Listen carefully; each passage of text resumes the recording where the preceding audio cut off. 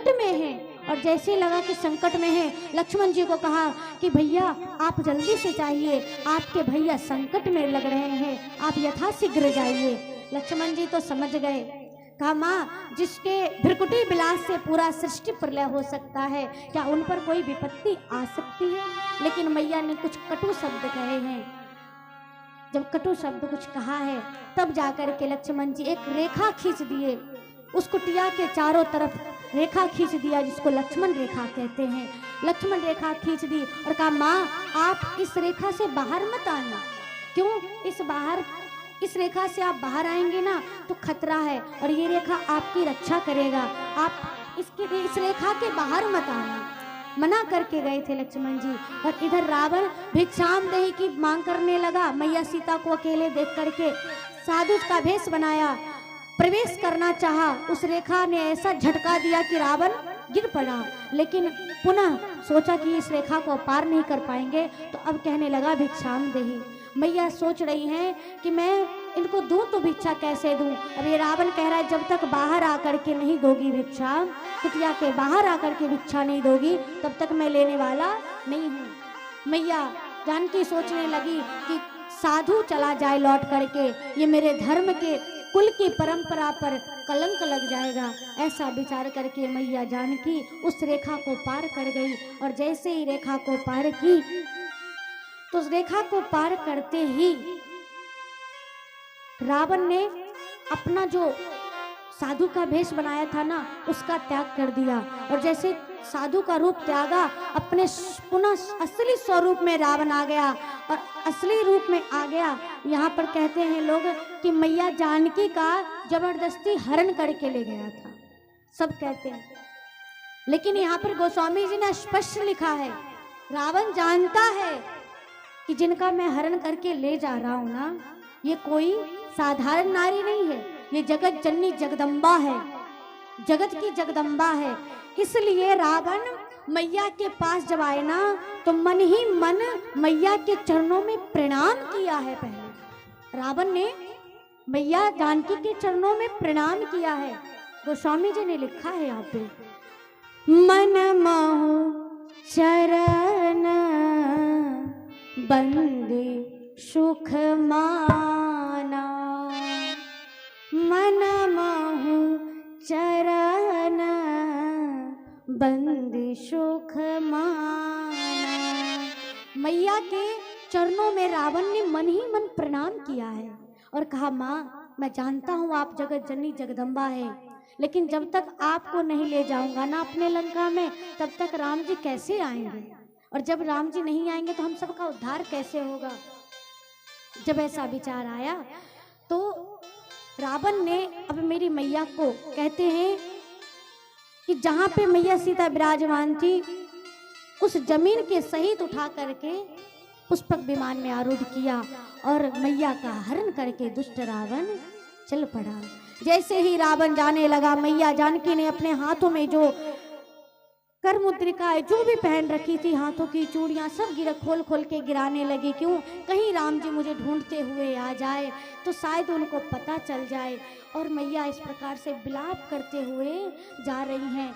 और रावण जब जाने लगा दक्षिण दिशा में, गिद्धराज जटायु की दृष्टि पड़ी और गिद्धराज जटायु ने नीचे से ललकारा, रे मूर्ख रावण, तुम मेरी जगत जननी जगदम्बा को हरण करके ले जा रहा है, अयोध्या के तिलक को हरण करके लेके जा रहा है, तू जानता नहीं किसको हरण करके ले जा रहा है, मैं तुझे छोड़ूंगा नहीं। और गिद्धराज जटायु जानते हैं बूढ़े अवस्था में है, उनकी आयु कितनी होगी, लगभग 60,000 वर्ष के हो चुके थे, बूढ़ी अवस्था थी। लेकिन जैसे ही सीता जी के हरण को देखा ना कि दुष्ट रावण लेकर के जा रहा है, ललकारा अपने पंख को, और बूढ़े पंख को भी ललकारा। जब तो फरफरा के पंख उड़ने लगे और जाकर के रावण के चरणों में, रावण के मुख पर अपने चोंच से गिद्धराज जटायु ने खूब प्रहार किया है। और खूब प्रहार करने के बाद भयानक युद्ध चली रावण में और गिद्धराज जटायु में। एक पल के लिए रावण मूर्छित अवस्था में हो गया। अगर गिद्धराज जटायु चाहते तो रावण के 20 नेत्र भेद सकते थे, लेकिन नहीं, अपने भारत के पक्षी हैं और भारत के पक्षी का ये धर्म है कि कोई भी अगर युद्ध में मूर्छित हो गया है तो मूर्छित पर कभी भी प्रहार नहीं करना चाहिए। और जब ऐसा विचार किया, रावण की मूर्छा समाप्त हुई। रावण ने सोचा इससे मैं जीतने वाला नहीं हूँ। चंद्रहास निकाला और पुनः युद्ध प्रारंभ हुई और चंद्रहास निकाल करके गिद्धराज जटायु के दोनों पंख काट डाले। जैसे दोनों पंख काट डाले, गिद्धराज जटायु जमीन पर गिर पड़े। इधर जमीन पर गिरते हुए बार बार राम जी को पुकारने लगे और रावण मैया जानकी को लेकर के दक्षिण दिशा में चला गया।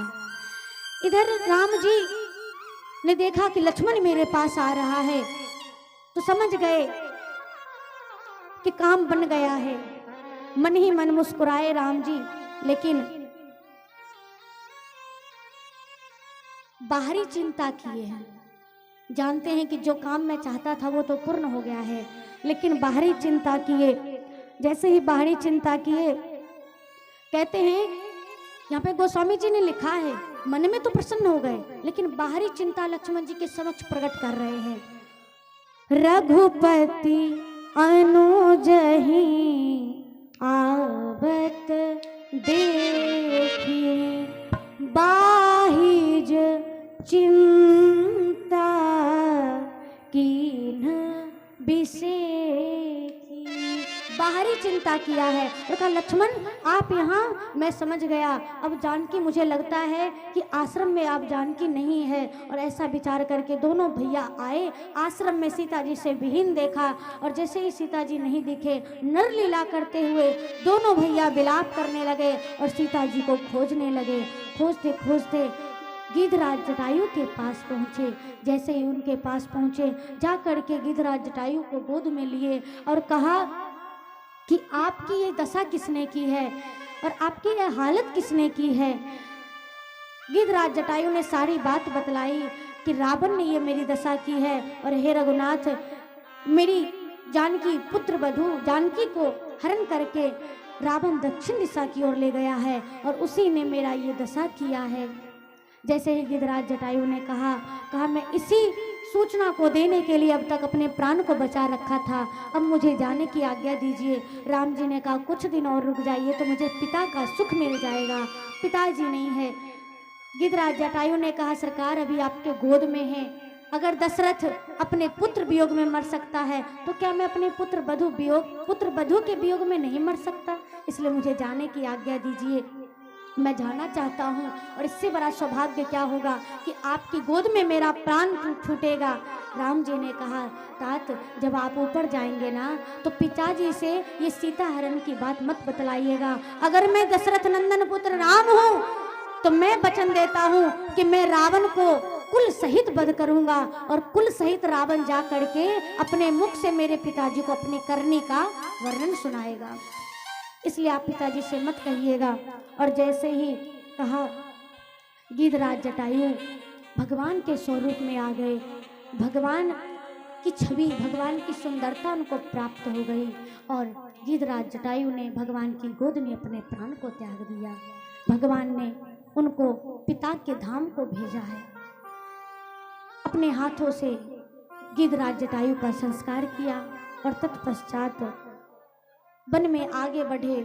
कबंध नाम का एक राक्षस मिला, उसका प्रभु ने उद्धार किया। बोलिए भक्तवत्सल भगवान की। अब प्रभु श्री राम जी आगे सबरी मैया की कुटिया की ओर चलते हैं। यहाँ से एक बड़ी ही सुंदर, बड़ी ही भगवान की भक्ति की कथा प्रारंभ होती है। सबरी मैया का जन्म भील जाति में हुआ था, इसलिए सबर जाति में हुआ था, इसलिए इनको भीलनी और सबरी के नाम से जाना जाता है। भीलनी जाति में इनका जन्म हुआ और एक दिन की बात है, सबरी मैया ने देखा कि हमारे घर के बाहर अनेक पशु बांधे हुए हैं खंभे से। तो सबरी मैया ने अपने माता से प्रश्न किया, माँ ये इतने सारे पशु क्यों आए हैं। सबरी मैया की माँ ने कहा, पुत्री ये आपके विवाह में इसी सब पशु का भोजन बना करके सबको पवाया जाएगा। ये सब पशु आपके विवाह में भोजन के रूप में इनका भोजन बनेगा, ये सब पशु इसलिए लाए गए हैं। सबरी मैया ने देखा ऐसा कौन सा बंधन है जिस विवाह के बंधन में बंधने से अनेकों अनेक पशु की हत्या हो जाए, ऐसे बंधन में बंधने से अच्छा है बंधन से मुक्त हो जाए। और मैया सबरी ने रात्रि में घर से भाग गई, घर से रात्रि में भाग गई। और जैसे ही घर से बाहर आई ना, तो सबसे पहले जितने भी पशु बंधे थे ना, सबको बंधन से मुक्त कर दिया और सबको बंधन से खोल दिया। खूंटे से खोलने के बाद जितने भी पशु थे ना, प्रसन्न हो गए और कहा, सबरी आज तुमने मुझे बंधन से मुक्त किया है, मैं आशीर्वाद देता हूँ, हम सब तुम्हें आशीर्वाद देते हैं। एक दिन भगवान तुम्हें तुम्हारे बंधन से मुक्त करने के लिए तुम्हारे पास आएंगे। और सबरी मैया घर से भाग गई और जा करके कहाँ आश्रय ली? मतंग मुनि के आश्रम में। मतंग मुनि के आश्रम में निवास करी। और मतंग मुनि जब भगवान के धाम को जाने लगे तो मतंग मुनि ने कहा सबरी मैया से कि पुत्री, तुम कहीं मत जाना, यहीं पे भगवान की प्रतीक्षा करना, भगवान तुम्हारे पास आएंगे और तुम यहीं पे रह करके उनका इंतजार करना। एक दिन भगवान तुम्हें यहाँ इसी आश्रम में आकर के तुम्हें दर्शन प्रदान करेंगे, इसलिए यहीं पर रह करके तुम भगवान की भजन करना। और गुरुदेव की बात मान करके सबरी मैया भगवान की भजनों में लग गई और नित्य प्रतीक्षा करने लगी कि भगवान मेरे सरकार कभी ना कभी जरूर आएंगे। और सबरी मैया का जीवन राम राम जपते जपते बीतने लगा। रामा रामा रटते रटते बीती रे उमेरिया, रामा रामा रटते रटते बीती रे उमेरिया, रामा रामा रटते रटते बीती रे उमरिया, रामा रामा रटते रटते बीती रे उमरिया, रामा रामा रटते रटते।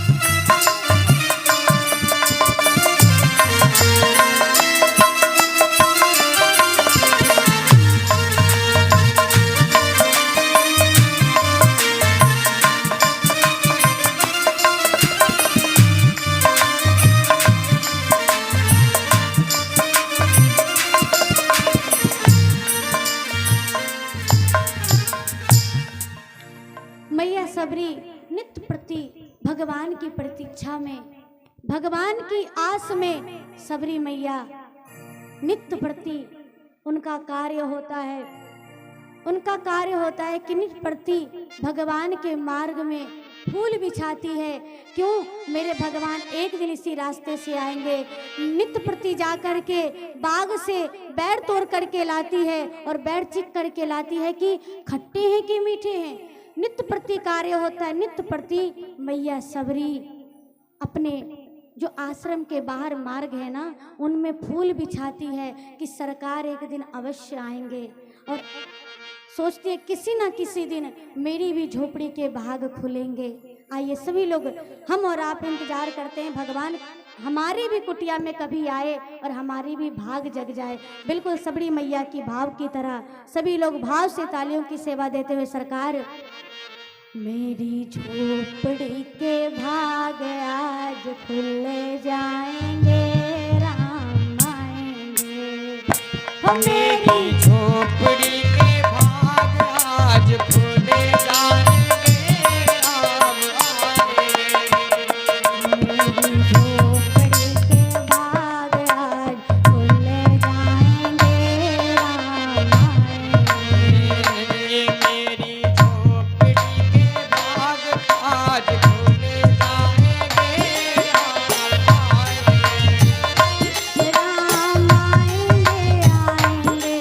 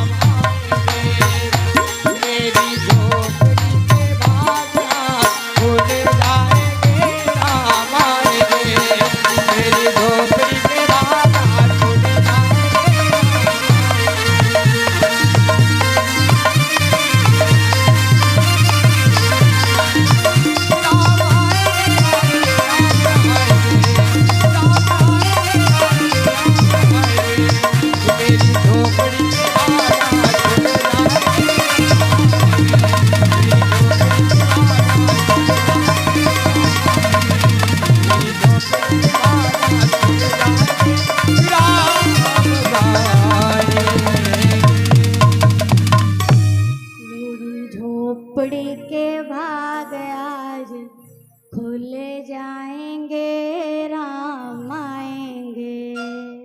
नित्य प्रति मैया सबरी मार्ग में फूल